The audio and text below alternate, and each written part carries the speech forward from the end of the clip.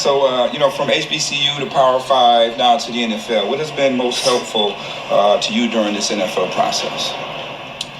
I would say each step been the most helpful for me. Because a lot of different perspectives, it's a lot of different viewpoints and different aspects of life, and I feel like everything, you gotta go through, everything, every moment you gotta live through, and each of those are building blocks to help you throughout whatever situation you're in, and help you be thankful also. I ain't never lost, never in my life. What's good? YouTube world, it's your man BDB, man. You tuned into the NevaLoss pod.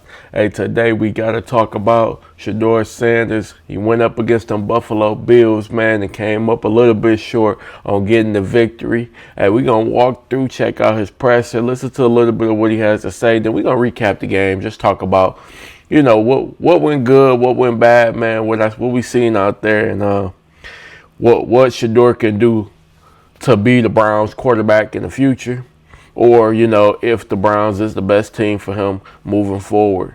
We're going to talk about it all today, man. Just stay tuned. First, let's go ahead and head over to the presser. Let's hear what he had to say, and then we're going to keep it moving from there. Awesome. What happened with the finger? What was that whole episode like? I don't know. You can look online and see what my finger look like if you want. I'm sure they got the details on there. I don't know. My pinky was just like, I put it in my hand warm. I'm like, why is my pinky not getting cold? Why is it not getting warm? Then, I threw Quinshawn a little route down there. Then it kind of was a little high. And I was like, ding. So then it was over with.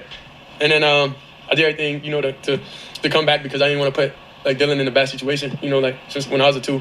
And it's tough. It's tough to play that role because you don't get reps, you don't get anything. And I was talking to him. I said, bro, my bad, bro, for putting you in that situation, because it's not ideal. And I want, him to be prepared whenever he was out there, So that's really how all that went. Did you want to give him a second half roll with the bandage on it? At that point, I just had to accept fate. I just accepted, okay, this is what it is. I can't think about it. I can't, complain about it. Were you unable to throw the ball because it's picky? No, I don't think. Nah. What did you see in the Bills? I wouldn't have came back if I couldn't throw. What did you see in the Bills' offense on take that play to your advantage? It seemed like he was in the rhythm early in the game. So, what were some of the things you was able to capitalize off of? It's really just building off last week. Just building off, getting to the checkdowns. When you see it, pull it, take it. Playing in rhythm, all those different things. I learned and I proved to myself. I can do that. That's an aspect of my game that I gotta be more consistent with. But I can see that. And even the last drive, for example. And I respect. And I was telling them during the game, I respect their defense. I respect kind of their coaching and how it was, because if you understand, it was kind of like a Tampa 2, that Mike Backer running. Walling, taking that middle, because we had a through route, a vertical route from the inside. Then we had a dagger coming. But then as soon as and I'm like, okay, cool. I got the dagger. But then he peeled off and then was waiting on that dagger. So by the time I went there, then it was just hard to get back down. I ran out of time. So that's just in those situations, it's you got to tip your cap to them. That's the whole why. Because if you playing that's the ideal coverage you want a dagger in, you know what I'm saying? But anything else, we would have got to the check down. We would have got to there quicker. But that's the why of you didn't just take that quick completion, because it was there, but that's good coaching. That's good coaching. When you see Quinshawn go down, just first off, what's going through your head in that moment? Man, respect to Shedeur for breaking it and explaining it completely. Bro, it was there. But the thing that, a lot of y'all been complaining about, hey, man, he not seeing this person drop off, showing them that it's open, and then getting over there, man, I see. He peeped at this time. Hey, the coaching, he's actually baiting. He got there. Now I got to get to the check down. We're going to talk about the checks downs in this game. This was probably the most he's checked down. Man, the most in the game that I've seen. I got my reasons why. Partially, I think he kind of told you. I was alluding to this. This is what I was going to allude to. I felt like he was just trying to prove that he can do it, because people keep complaining about, him just going for the big chunk play. So he was doing a lot more checking down. Man, I can get through the progressions. I like to wait and try to make a bigger play. But I do think it kind of bit him in this game a little bit. It's just tough to say, because the line wasn't holding up worth a shit anyway to get to the deeper route. So it helped some, but I felt like it did take away the explosive play completely. And I don't know if there was opportunity for it there because that line was so crappy, but we'll talk about it. How do you, as the quarterback, try to kind of get the rest of the guys back up? Because, it's obviously a teammate and somebody who's going through that. Well, it really hurt that Quinshawn went down. Like, me and Quinshawn was in the room talking yesterday till like 11:30, just about life, just about everything, because the type of person he is, and I know he's been through a lot, and just building that bond with the rookie class, like having that be the new energy, and kind of maintaining on track, staying on track with everything. So knowing that he went down with that, it was definitely sad. It was definitely sad because I'm like, backside, I can't throw this slant. They covering it. They ain't like two. I can't throw this slant. He heavy inside. So, yeah. That was my only option. That was my option with throwing it. So, I feel bad because, I do it, But, yeah, truthfully, yeah, it hurts. It hurts. When sometimes the quarterbacks take sacks, people just say, oh, he's holding the ball too long. But to your point about the coverage adjustments and that sort of thing, what context do people miss sometimes when they say if you're in a world of pleasing people, you'll never be happy, So I'm thankful that I was able to prove to myself, that I'm able to play on time. I'm able to step up in the pocket. I'm able to do that. You got to speak life into yourself, because if you look external for that, it's not going to happen, So, you just can't live in a world of thinking about other people's opinion, You could take everything with a grain of salt, okay, cool, yeah, now I should have got to that check down, but the why was the reason. So it's who am I to just sit there and argue back and forth, about that? That's me. I got to recognize, I got to recognize that and get back down, So that's just building on experience. It's building on time. That's building. So I look at those moments, okay, you got me. If you're going to give me now, Because I know in the future, all these are building blocks. These are all lessons that I'm definitely putting in my bag and going to grow from. Shedeur, did they do something to... Man, big. I like that response, man. I like that response because, again, what y'all don't understand, with a lot of people, it ain't even that they don't understand. They completely understand. They just don't want to give him any grace because, how big he is, how popular he is. But they don't understand that they add to the popularity, they add to the mystique and everything by not giving them anything, by, making it seem as if the 5th round pick shit wasn't bullshit and all teams seen, that he wasn't that good. It's funny because, Jackson Dart had a couple good games. Shedeur had some good games, but Jackson Dart is solidified as the Giants quarterback and Shedeur isn't. They'll just say it's because he's a 1st round pick. That's the harm of making him a 5th round pick, is because them couple games that he showed you would have solidified everything at that point. So since he had that 300-yard game, it'd be like, all right, we got something here. Question's over. We just got to continue to build around him. But with no reps, with nothing leading up to that Ravens game, and I'm going to keep reiterating it because that shit is so important, he still's been able to come out and have some solid games, man, and show the NFL, put a fear in some of them defenders. When they played Dillon, every team played Dillon the exact same way. I promise you. If you look back at all Dillon starts, nobody was changing the defense. Nobody was doing nothing spook. Man, they play him the exact same way. Zone coverage, sit on everything. Hey, we sitting on all short routes, and we going to just level whoever catch the ball because he wasn't throwing nothing deep. They are disguising and changing things up constantly on Shedeur because they see, all right, we can't just sit up close because he bombing over our head. Okay, we can't play press coverage because, he going to throw the little fade route or he going to hit him with the quick slant. Like he's making the reads and progressions and getting through. And they have to know, all right, we got to change it up at all times. If we show them this in the first half, we're going to show them that, which, again, this is NFL, and that's how it's supposed to be. But I think people underestimate the fact that he would not getting no reps, would not, having that in sync timing with the wide receivers. Hey, listen, if the coverage is this, typically you would go 10 yards, but I need you to go 7 yards on that one because the hole is going to be right here in the zone because they're pretty much zoning. They're zoning the hell out of Shedeur, and they, send a blitzer sometimes, but they don't even got to send much help because the line's so bad they can get to him with 4. So it's a lot that go into it, man. Jackson Dart, again, he had 33 yards or something, but he's solidified. Nobody's gonna question whether he should be the starter. It's a few of them.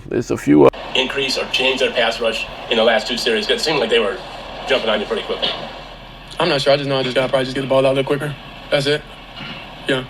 How took the mindset on that 4th and 2? Obviously, could have been a tough situation. You guys go for it on 4th down. What was going through your mind at that time?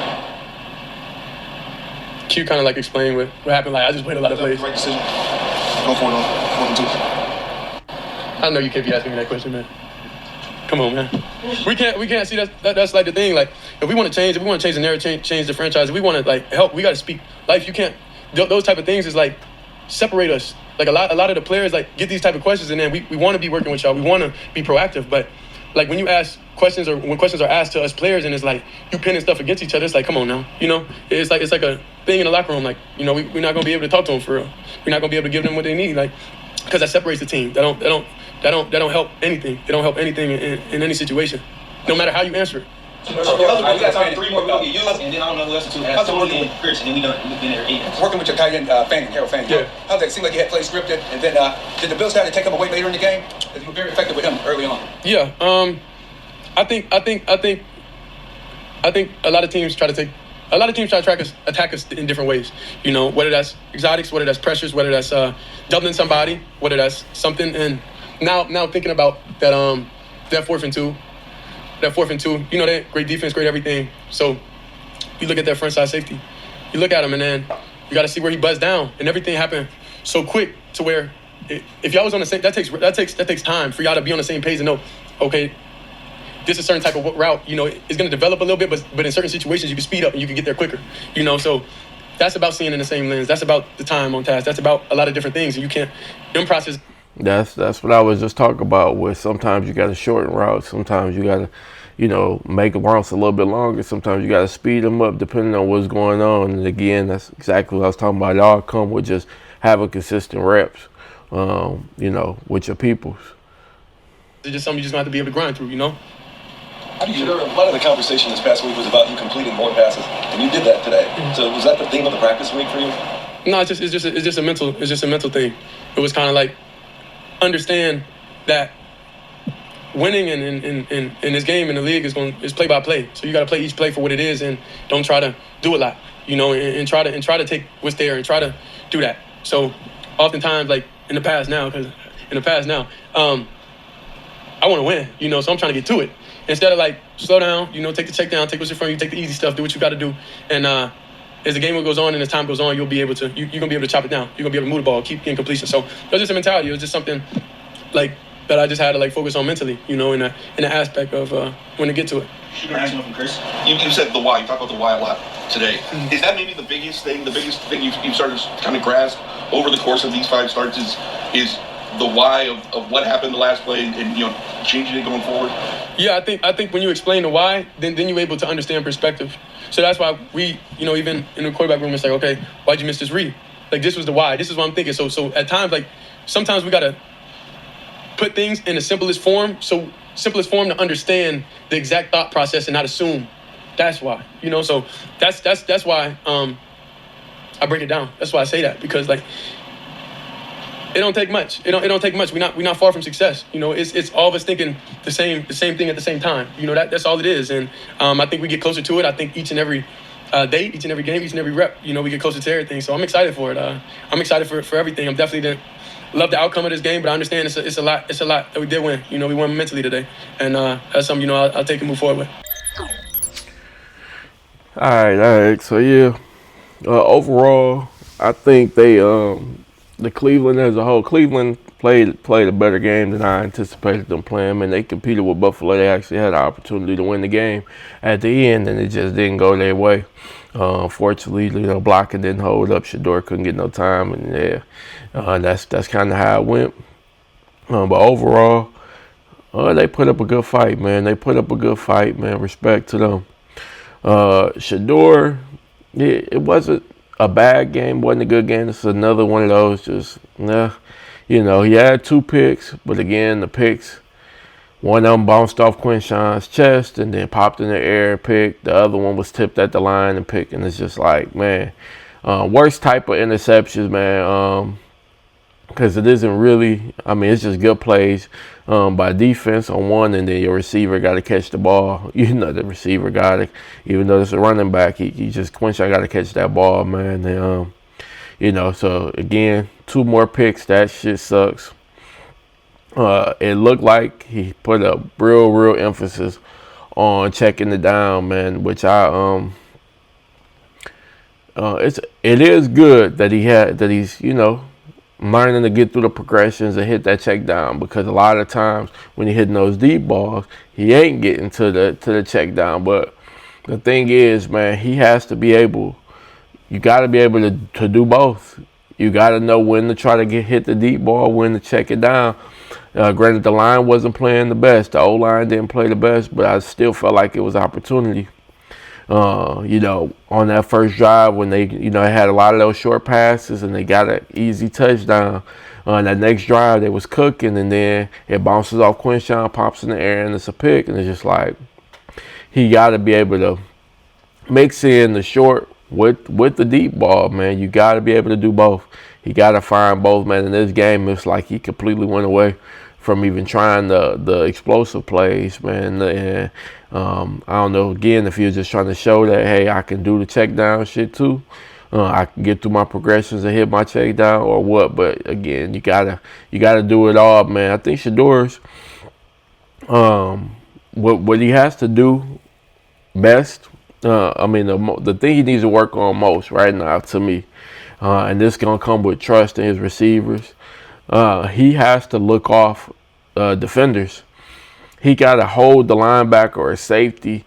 Like he said, he was expecting that dig to be open. You got to hold him, either pump fake or, that's how you get that spot open. You got to trust your receiver going to be exactly where you expect him to be, but you got to hold that linebacker or hold that safety, where you need him to be to get that pass through. And right now, he's looking exactly where he's throwing the ball, and that's why people are able to get a break on it and get better coverage.